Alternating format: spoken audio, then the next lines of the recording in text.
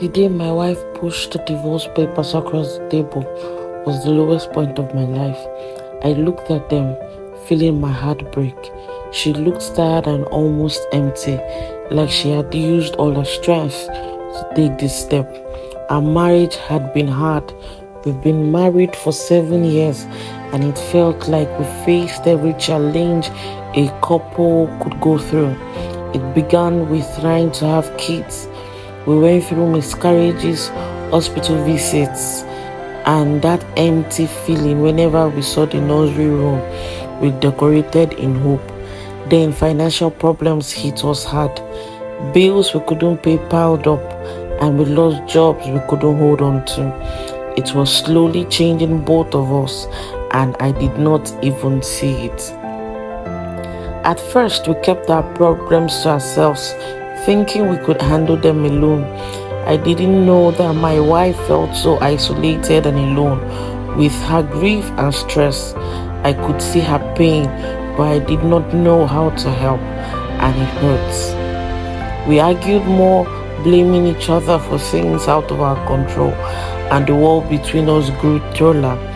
We had stopped really talking to each other, and we were more like roommates, just two people sharing a house. When she gave me those papers, I realized I couldn't lose her. That thought terrified me. So I did something I hadn't done in a long time. I prayed. I prayed with all my heart, asking God for a way back to each other. That prayer changed something inside of me. It softened my heart, and I felt a little hope. I asked her if we could try counseling one last time. She hesitated, but then agreed.